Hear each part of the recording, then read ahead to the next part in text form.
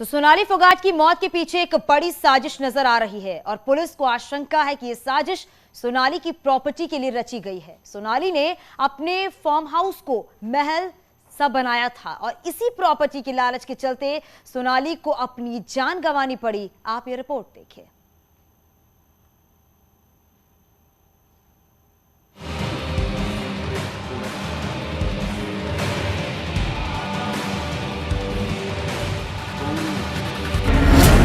गुरुग्राम में सोनाली के साथ क्या हुआ?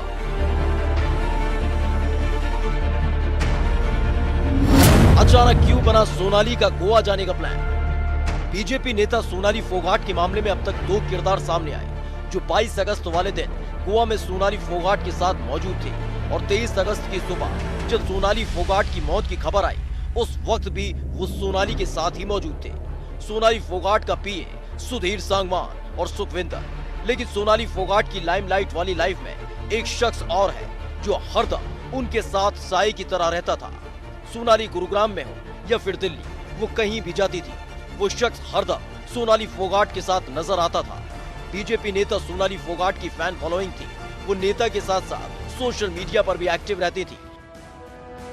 ऐसे में सोनाली फोगाट का एक पूरा स्टाफ था जो हमेशा उनके साथ रहता था, जिसमें उनका पीए सुधीर सांगवान, स्टाफ मेंबर सुखविंदर और एक पीएसओ मनदीप था।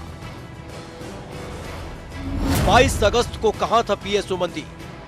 जैसे जैसे जांच आगे बढ़ रही है, सोनाली फोगाट के परिवार के साथ साथ सोनाली की जिंदगी से जुड़े लोगों से पूछताछ की जा रही है। इस बीच सोनाली फोगाट के पीएसओ ने 21 अगस्त की कहानी बताई कि कैसे एक प्रोग्राम से लौटने के बाद उसे जाने के लिए कह दिया गया था।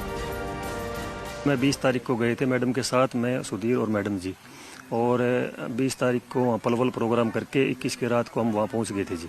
और 21 को शाम को 5:30 बजे के लगभग मैं वहाँ से चल पड़ा था फ्लैट से वापस, और मेरे को वहाँ से फ्री कर दिया था जी।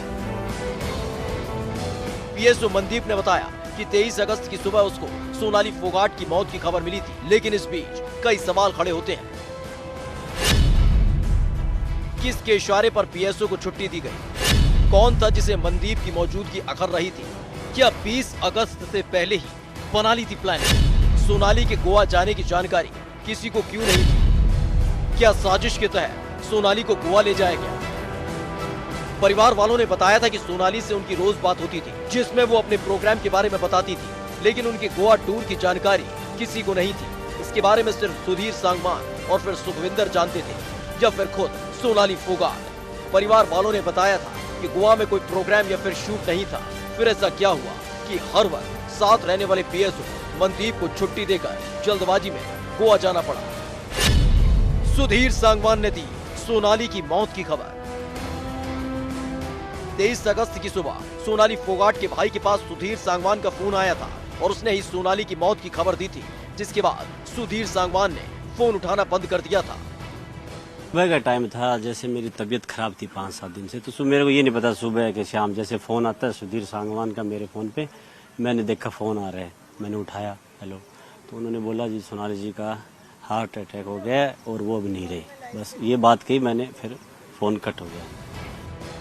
यानी जिस वक्त सोनाली गुरुग्राम से गोवा जा रही थी, पार्टी में एंजॉय कर रही थी, तबीयत खराब होने पर लड़खड़ा रही थी, और जब उन्होंने आखिरी सांस ली, हर पल हर तक सोनाली फोगाट के साथ सिर्फ सुधीर सांगवान और सुखविंदर मौजूद थे। ऐसे में गोवा पुलिस ने जांच का दायरा बढ़ा दिया है और अब सुधीर सांगवान की कुंडली खंगालनी शुरू कर दी।